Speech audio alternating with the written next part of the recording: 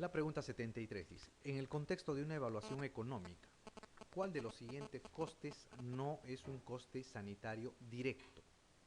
Días de hospitalización, analíticas realizadas, días de absentismo laboral por descanso médico, traslado de pacientes en ambulancia o exámenes y pruebas complementarias efectuadas. ¿Cuál será los días de ausentismo laboral, ¿no es cierto? Por descanso médico. La C. Muy bien. La siguiente, ¿en qué tipo de evaluación económica se evalúan los resultados clínicos a través de los años de vida ganados? Análisis del coste-efectividad, coste-utilidad, coste-beneficio, coste-consecuencia o estudios de coste de la enfermedad. ¿Cuál será?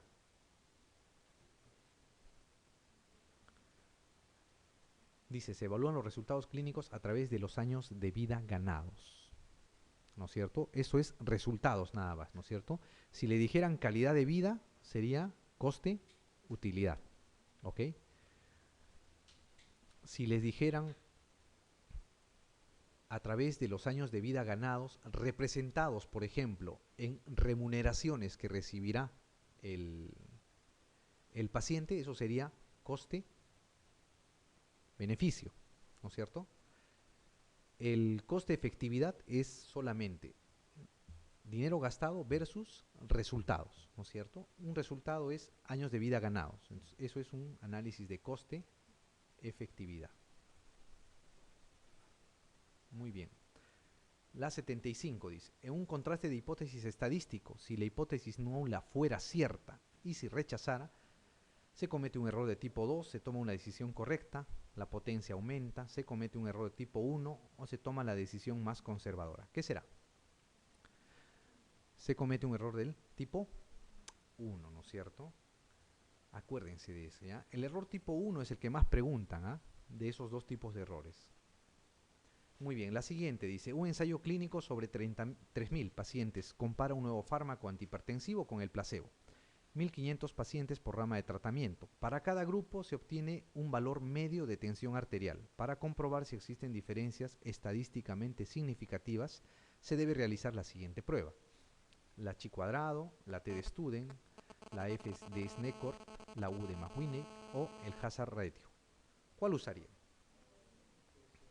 La T de Student, ¿no es cierto? Porque van a comparar el promedio de la presión en los que usan el fármaco y en los que usan el placebo, ¿no? La T Student o comparación de medias. Muy bien. La 7.7 dice, respecto a los estudios epidemiológicos de cohorte, es cierto que se utiliza el radio como medida fundamental de asociación. Se denominan también estudios de prevalencia. El grupo de comparación se constituye con los sujetos no expuestos al factor de riesgo en estudio. Estudian las características de una muestra de sujetos en un momento dado en el que se recogen todos los datos. Si existen pérdidas en el seguimiento de los sujetos, el estudio no puede analizarse. ¿Cuál es? A ver, es cierto, dice, ¿no es cierto? A ver, ¿se utiliza el radio como medida fundamental de asociación? ¿Sí o no? No, ¿no es cierto? En los casos y controles se usa el radio. En los estudios de cohorte se usa el riesgo relativo. ¿Ok? Se denominan también estudios de prevalencia. No, ¿no es cierto? Los estudios de prevalencia son los estudios transversales. Estudian las características de una muestra de sujetos en un momento dado en el que se recogen todos los datos. Mentira, se tiene que hacer seguimiento en el tiempo, ¿no es cierto? Son estudios prospectivos, longitudinales. Si existe pérdidas en el seguimiento de los sujetos, el estudio no puede analizarse. Tampoco. En los estudios de corte puede haber pérdidas y eso no va a hacer que no se pueda validar el estudio, ¿no?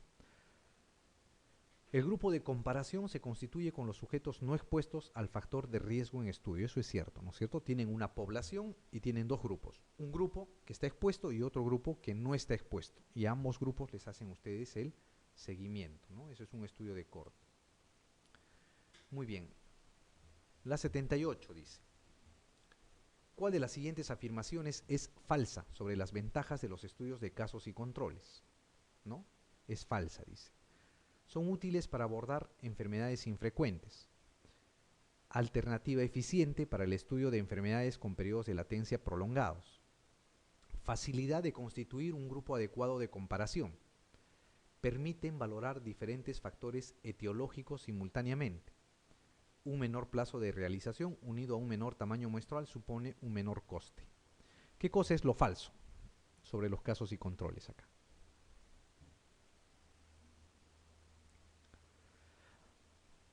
En el estudio de casos y controles, lo más complicado es armar el grupo control. ¿Ok? ¿Por qué? Porque tienen que aparearlos con los grupos, con los casos. Tienen que tener las mismas características, ¿no? Características similares. Entonces, no es fácil constituir un grupo adecuado de comparación, ¿no? Eso es lo falso. La siguiente, la 79, dice: al contrario de los estudios de eficacia que se realizan en condiciones experimentales ideales, los ensayos clínicos de efectividad pretenden evaluar el valor de un nuevo tratamiento en condiciones lo más parecidas a las que tienen lugar en la práctica clínica habitual. Este tipo de ensayo clínico para la evaluación de la efectividad se denominan ensayos clínicos multicéntricos, ensayos clínicos aleatorizados dobles ciegos y paralelos, ensayos clínicos post-comercialización, ensayos clínicos pragmáticos o diseños de corte amplio.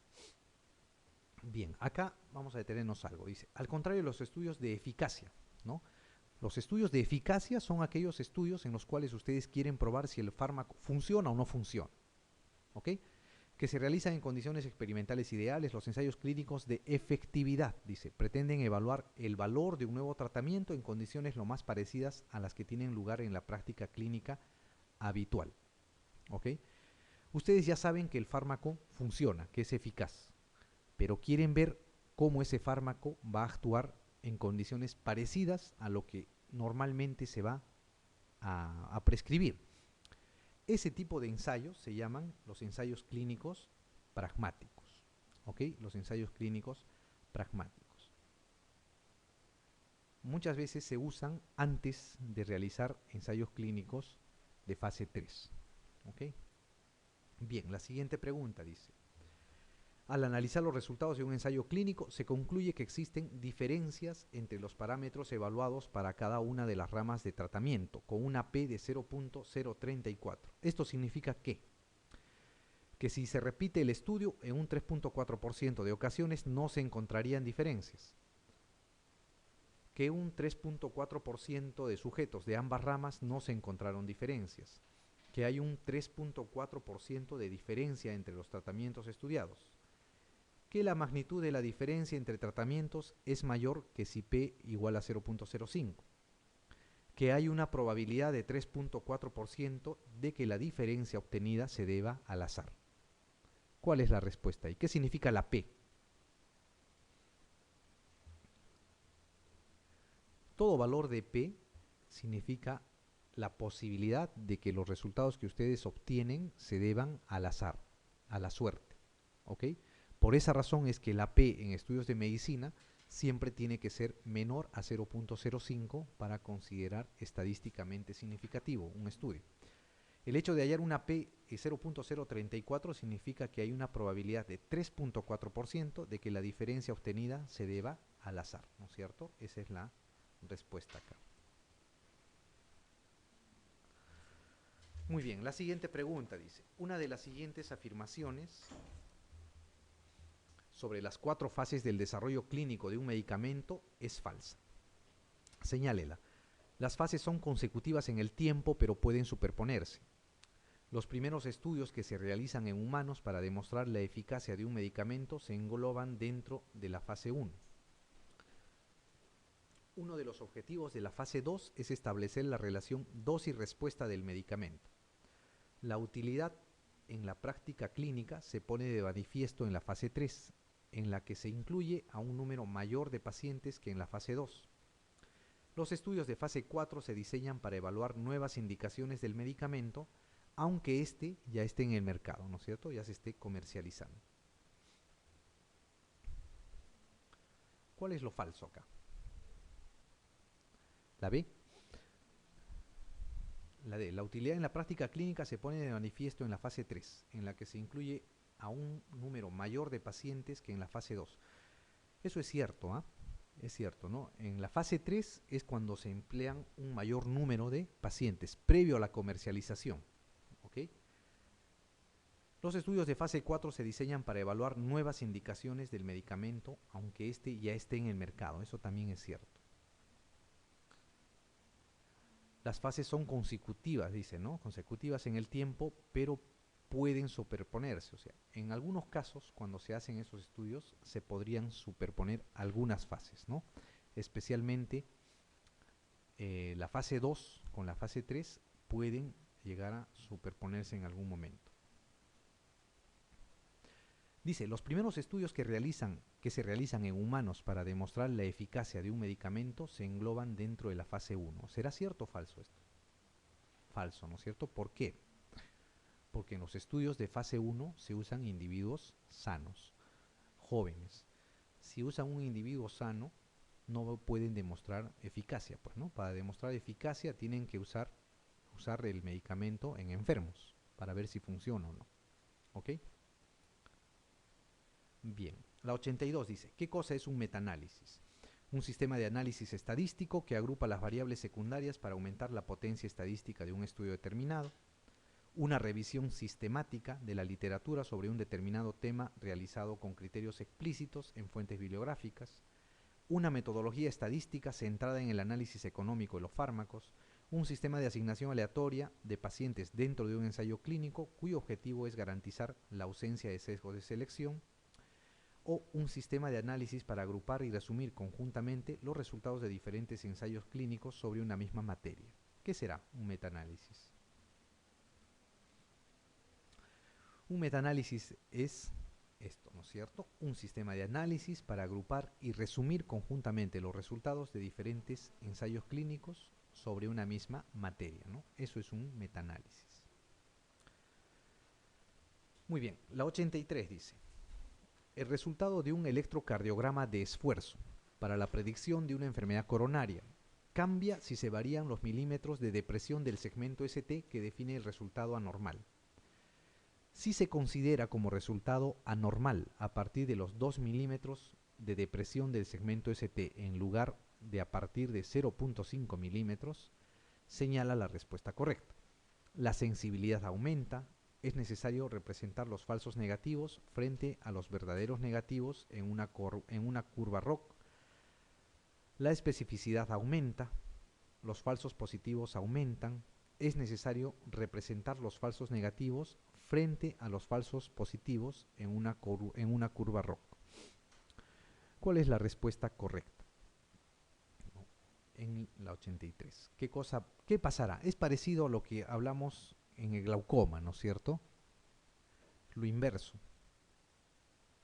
Si se considera como resultado anormal a partir de los 2 milímetros de depresión en lugar de 0.5, señala la respuesta correcta.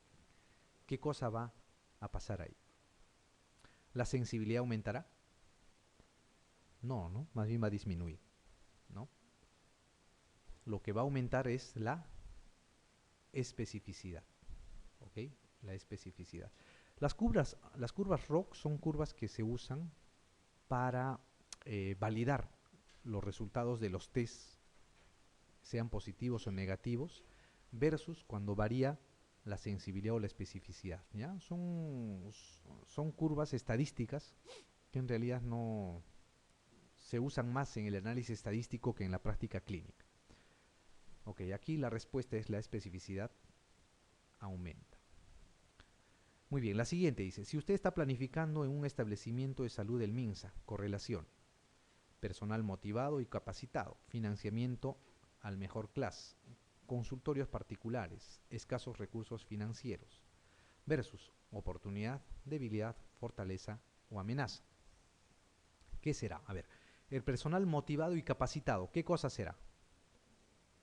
Una fortaleza, ¿no es cierto? El financiamiento al mejor clase, o sea, ustedes han sido premiados como mejor clase, ¿no?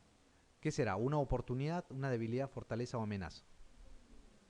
Una oportunidad, ¿no es cierto? Porque eso viene de afuera.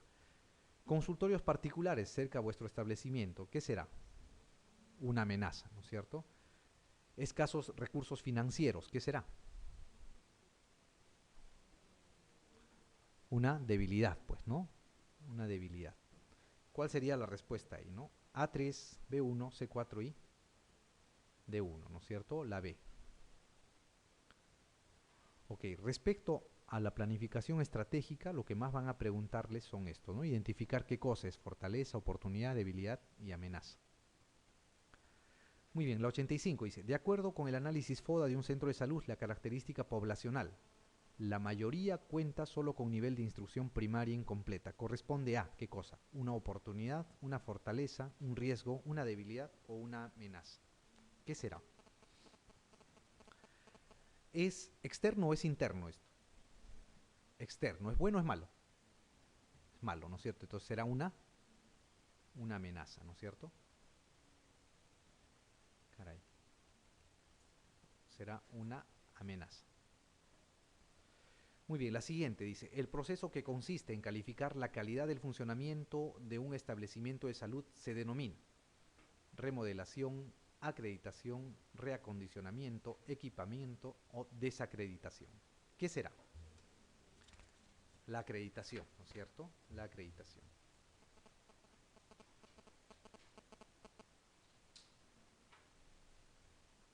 Muy bien. La siguiente dice, ¿en qué tipo de análisis de evaluación económica el análisis incremental es de elección a la hora de analizar e interpretar los resultados?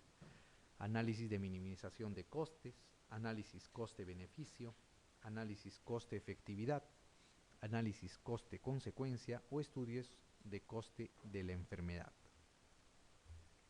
¿Qué cosa es, no? ¿En qué tipo de análisis de evaluación económica el análisis incremental es de elección a la hora de analizar e interpretar los resultados? Cuando quieren hacer una evaluación económica y quieren hacer un análisis incremental, ¿no? ¿Qué cosa es el análisis incremental? El análisis incremental es, ustedes tienen un costo de la enfermedad, ¿ok? Este costo de la enfermedad, ¿qué les va a significar en incremento cuando el paciente esté sano? ¿Ok? Cuando el paciente esté fuera de peligro, ¿no? En cuánto se va a incrementar los costos de la atención en salud de ese paciente, que probablemente va a entrar a rehabilitación, va a entrar a medicina física, a terapias del dolor, etc.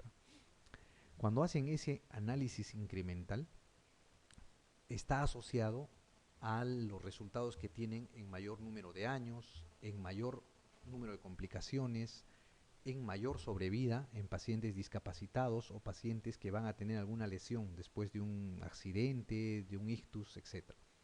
Entonces, cuando hacen análisis incremental en el presupuesto, están haciendo un análisis coste-efectividad, ¿ya?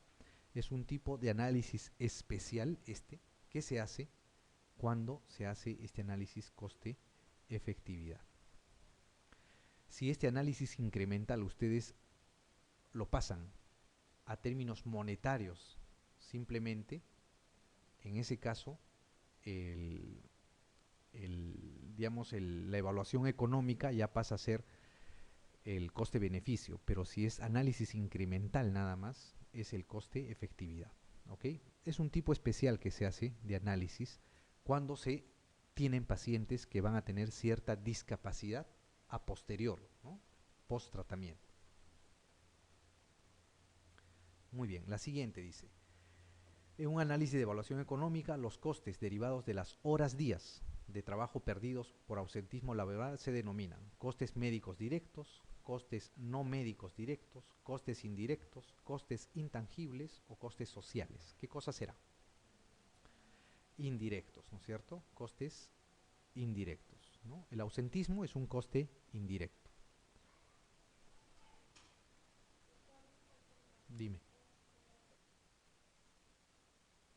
Ok, la 89 dice, se conoce como riesgo relativo a la proporción de casos entre los expuestos, el cociente entre el número de afectos entre los expuestos y el número de no afectos entre los no expuestos, el cociente entre la proporción de afectos entre los expuestos y la proporción de afectos entre los no expuestos, la relación entre dos tasas de incidencia de la población expuesta y de la población general en referencia a un fenómeno determinado, o ninguna definición de las expuestas es la adecuada. ¿Qué cosa es? El riesgo relativo es el cociente entre la incidencia entre expuestos y no expuestos, ¿no es cierto? Eso es. Entonces esto es la C.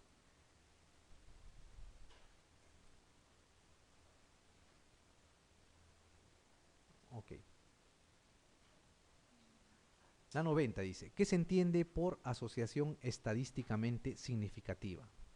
Interrelación de todas las pruebas estadísticas entre sí. Se da entre dos variables cuando al aumentar una aumenta también la otra y viceversa. Es una asociación relevante para la comunidad científica. Es una asociación entre dos variables que difícilmente puede justificar el azar. O es una asociación que se ajusta a la curva normal. ¿Qué será? La D, ¿no es cierto? Es una asociación entre dos variables que difícilmente se ajustará o se puede justificar debido al azar. Muy bien, cuando la muestra es asimétrica, dice, el mejor estadístico de centralización que puede usarse es la media aritmética, la moda, la mediana, el percentil 50 o el rango. ¿Qué se usa cuando la muestra es asimétrica? La mediana, ¿no es cierto? La mediana. Muestra asimétrica significa una distribución que no es normal, ¿no es cierto? Eso significa. Muy bien, al realizar el tallado de los escolares de quinto año de secundaria en un colegio nacional se observó que la altura que se repetía con más frecuencia entre ellos era 170 centímetros. Estadísticamente este valor se denomina la moda, ¿no es cierto? La moda. El valor que más se repite es la moda. Ok. La media o el promedio es eso, ¿no es cierto? Es el promedio. La mediana es el valor central, ¿no? ¿Cómo se halla la mediana? Se ordenan los valores, todos los valores, y el que esté en el valor central, ese es la mediana, ¿ok? Divide a la muestra en dos partes, 50% por encima, 50% por debajo. Muy bien. La siguiente, cuando la muestra es asimétrica, el mejor estadístico de centralización que puede usarse es la mediana, ¿no es cierto? Es parecida a la otra, ¿no? Que es la misma, creo. La mediana. Ok, la siguiente. ¿En qué etapa del proceso de investigación se realiza la formulación de los objetivos? En el análisis, la ejecución, la planificación, el monitoreo o la supervisión. ¿Cuándo se va a realizar la formulación de los objetivos? Cuando hacen el análisis de los resultados, no, ¿no es cierto? Cuando están ejecutando, ¿qué cosa van? Ya no, ¿no es cierto? ¿Qué cosa van a hacer? Cuando monitorean, cuando supervisan, tampoco, ¿no? Cuando planifican es donde se van a formular los objetivos. ¿Qué cosa buscan? ¿Qué cosa están tratando de encontrar? La siguiente dice, sobre la planificación estratégica lo correcto es, su objetivo principal es el adecuado aprovechamiento de las oportunidades, dirige con rigurosidad inflexible el proceso, promueve la participación del equipo de gestión solamente, busca plantear problema de la oferta para resolverlos operativamente, enfatiza el análisis sobre la acción. ¿Qué cosa es correcto sobre la planificación estratégica? Esto es lo correcto, ¿no? El objetivo principal es el adecuado aprovechamiento de oportunidades. Para eso se hace la matriz FODA, para eso se identifican las oportunidades. Muy bien, la siguiente, dice la 96, en la elaboración de un plan operativo para establecimientos de salud, ¿no?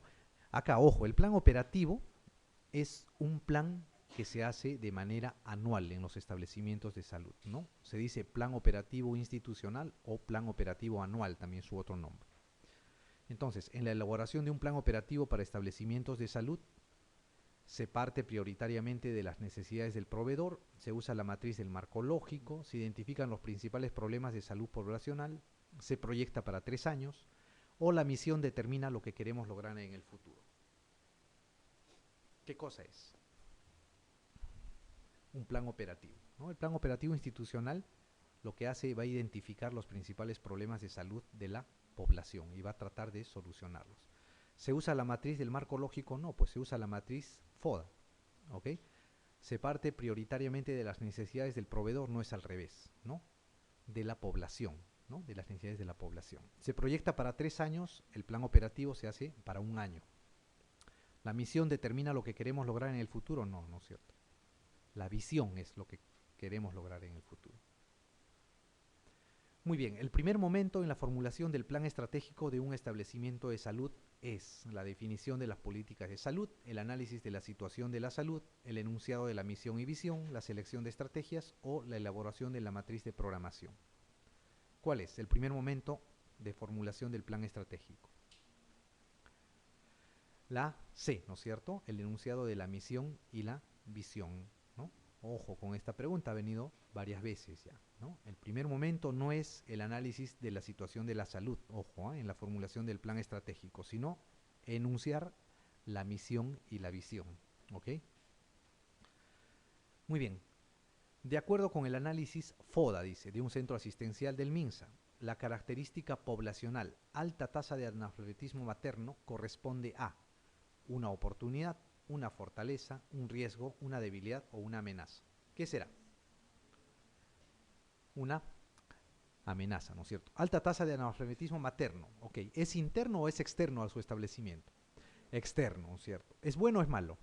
Malo, entonces es una amenaza. Muy bien, la siguiente dice, el médico jefe de un centro de salud, al efectuar el análisis de situación para formular su plan operativo anual, se informa que la asignación presupuestal a su establecimiento para el próximo año va a ser incrementada de manera significativa. De acuerdo a la técnica FODA, deberá considerar este dato como desafío, fortaleza, oportunidad, posibilidad o riesgo. A ver, vayamos. Se informa que la asignación presupuestal a su establecimiento para el próximo año se va a incrementar. ¿Eso es bueno o es malo? Es bueno, ¿no es cierto? ¿Es de afuera a adentro? De fuera, ¿no es cierto? Es un factor externo y es bueno. ¿Qué cosa será? Una oportunidad, ¿no es cierto? Una oportunidad. Muy bien. La siguiente dice, los momentos de la investigación son planificación, ejecución e informe final, planificación, programación y artículo científico, prueba piloto, ejecución y artículo científico, diseño metodológico, recolección de datos e informe final, ejecución, evaluación e informe final. ¿Qué será?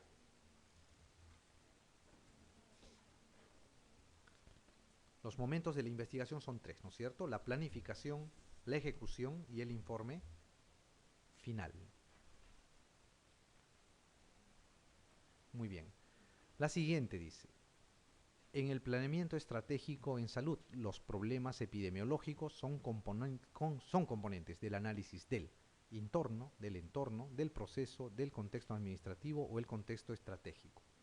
¿Qué cosas son los problemas epidemiológicos? Del análisis del entorno, ¿no es cierto? Del entorno, ¿no? Después de formular la misión y la visión, ustedes tienen que hacer el análisis situacional, un análisis interno y un análisis externo, ¿no? El análisis interno es el entorno, el análisis externo es del entorno. En esos análisis interno y externo van a sacar las fortalezas, oportunidades, debilidades y amenazas. La siguiente dice, la agrupación de personas con la finalidad de lograr objetivos comunes mediante la asignación de deberes y responsabilidades se denomina. ¿Qué cosa es eso? Control, gestión, dirección, evaluación u organización. ¿No? Organización, ¿ya? Organización, ¿no? El concepto de organización es eso, ¿no? Agrupación de personas con la finalidad de lograr objetivos comunes. La siguiente dice, ¿cuál es el principal recurso de un hospital como empresa de servicios? Tecnología, conocimiento, personal, infraestructura o directorio. ¿Cuál es? Personal, ¿no es cierto? Esto de hace varios años ya se considera eso, ¿no? El recurso humano es el más importante. Dice, son indicadores del sistema de servicios de salud. La producción de actividades de salud, la expectativa de vida, la ingestión calórico-proteica, la natalidad o todos. Indicadores del sistema de servicios de salud. No está preguntando indicadores demográficos ni indicadores de situación de la salud. Está preguntando indicadores del sistema de servicios de salud. ¿Cuáles? La A, ¿no es cierto? La producción de actividades de salud. ¿Ok? La producción de actividades de salud. Y recuerden, la producción de actividades de salud las hacen las UPS, ¿no es cierto? Las unidades productoras de servicios de salud. Muy bien. La siguiente dice, el indicador de salud que estadísticamente es más confiable se conoce como morbilidad, mortalidad, natalidad, letalidad o incidencia. La mortalidad, ¿no es cierto? La mortalidad. La mortalidad es el indicador de salud más confiable. La siguiente dice, son indicadores positivos del estado de salud. Las tasas de natalidad y mortalidad generales. Las tasas de morbilidad y mortalidad generales. El déficit calórico proteico y la mortalidad infantil. La natalidad y la expectativa de vida al nacer. O las tasas de mortalidad materna y fetal tardía. ¿Cuáles son indicadores positivos del estado de salud?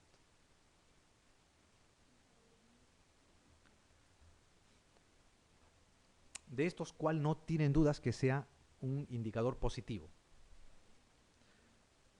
La D, ¿no es cierto? La expectativa de vida al nacer, ¿no? Principalmente. La natalidad también, ¿ah? Solo que se mide inversamente, ¿no? Es un indicador positivo cuando menor es la natalidad, ¿no? Muy bien, la siguiente dice, la calidad final de un bien o servicio es el resultado de el control de todos sus procesos, el control de la calidad final, el control de las normas ISO, el trabajo de los círculos de calidad o el trabajo en equipo. La A, ¿no es cierto? El control de todos sus procesos. ¿Ok? Esa es la respuesta, ¿verdad?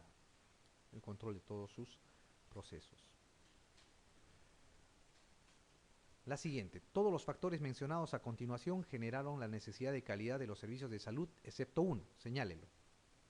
Deficiente gestión de los servicios de salud, bajo nivel de educación de la población, el empoderamiento del usuario, las restricciones de los recursos económicos financieros, la poca estabilidad de los servicios. ¿Cuál? Todos los factores mencionados generaron la necesidad de calidad en los servicios de salud, o sea, generaron que los servicios busquen la calidad. Deficiente gestión de los servicios de salud, sí, como respuesta a eso se generó la necesidad de tener calidad. La poca estabilidad de los servicios, lo mismo. Las restricciones de los recursos económico-financieros también. Teniendo poco, tratar de usar eficientemente los recursos para generar calidad. El empoderamiento del usuario también, ¿no? Actualmente el usuario, el paciente, tiene más poder, ¿no? Más información, es más reclamón, entre comillas. Entonces, por eso se genera más calidad también en el servicio. Cuanto más bajo es el nivel de educación de la población tiene menos expectativas y se va más satisfecho con poco. Entonces, esto es lo excepto, ¿no? Más bien, un alto nivel de educación de la población genera mayor necesidad de calidad.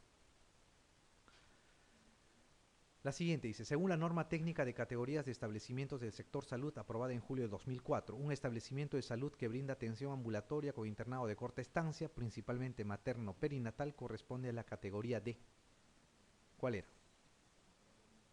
1-2, 1-3, 1-4, 2-1 o 2-2. Ok, el 1-1 era una posta de salud sin médico. El 1-2 es la posta de salud que tenía médico permanente, ¿no es cierto? El 1-3 es el centro de salud que tiene médico y que va a tener laboratorio, pero no tiene internamiento. El 1-4 es el centro de salud que tiene internamiento, ¿ok? Esa es la respuesta, ¿ok? El 1-4. Esos 4 niveles tienen que recordar, ¿ya? Los 4 primeros niveles de atención. La siguiente, de acuerdo con la Ley de Organización y Funcionamiento del Ministerio de Salud, este es el ente rector ¿de qué? Del Sistema Nacional de Salud, sistemas de atención de la salud, del sistema institucionalizado de salud, el sistema de servicios de salud o el sistema público de salud. Del sistema nacional de salud, ¿no es cierto? Incluido el privado y el público.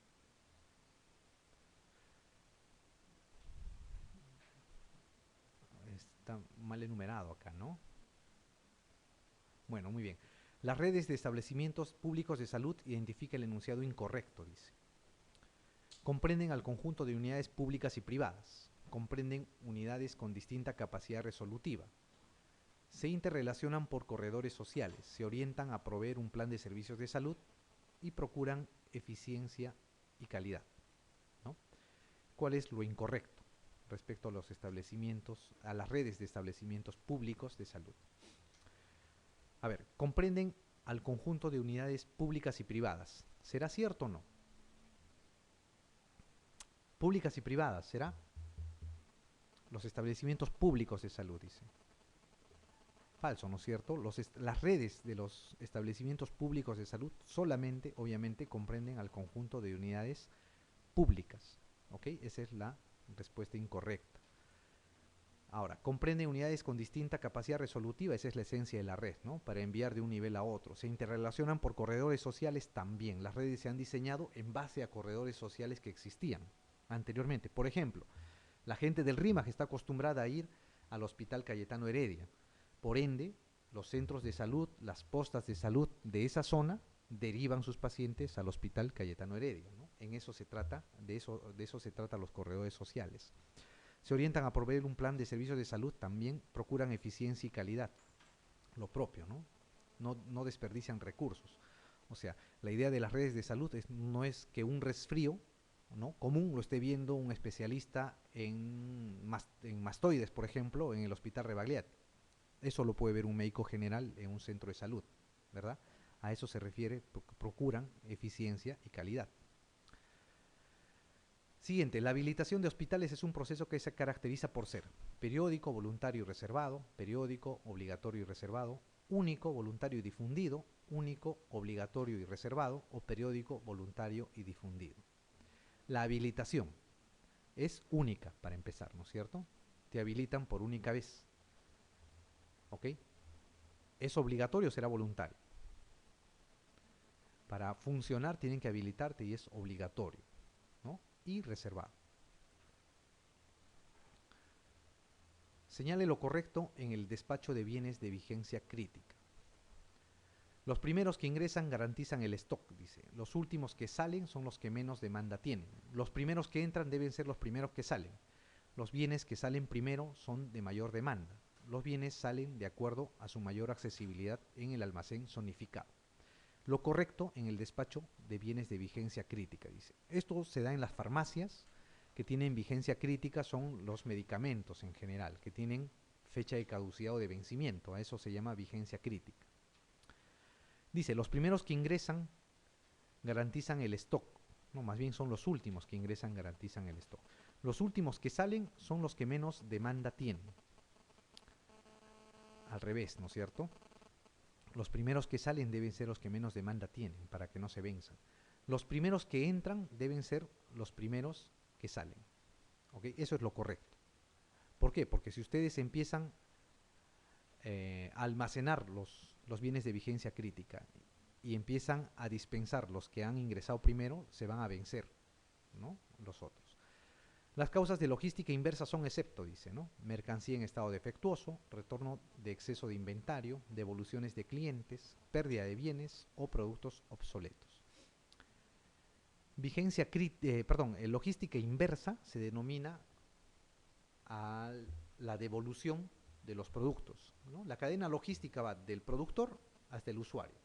La logística inversa va desde el usuario hacia el productor. ¿Ok? ¿Cuándo hacen logística inversa? Cuando hay mercancía en estado defectuoso, sí, ¿no es cierto? Retorno de exceso de inventario, también. Devoluciones de clientes, también. Productos obsoletos, también. Si pierden los bienes, no van a poder devolverlos, pues, ¿no? Esa es una causa por la que no se puede hacer logística inversa. Dice, el número de ingresos de hospitalización potenciales en las camas asignadas a un servicio médico en un periodo de tiempo es inversamente proporcional al índice de ocupación de camas, directamente proporcional al índice de complejidad de la casuística de hospitalización, inversamente proporcional a la frecuencia de urgencias, inversamente proporcional a la estancia media o inversamente proporcional al tiempo, ¿no? El número de ingresos de hospitalización potenciales en las camas asignadas a un servicio médico. ¿Cuál será? a esta, ¿no es cierto? Inversamente proporcional a la estancia media. Cuanto menos sea la estancia, mayor va a ser los ingresos potenciales. La educación para la salud de la población en forma general constituye una estrategia de ¿qué? Promoción de la salud, protección de la salud, prevención de la enfermedad, potenciación de la salud o restauración de la salud. La, la promoción, ¿no es cierto? La promoción de la salud. Muy bien, doctores.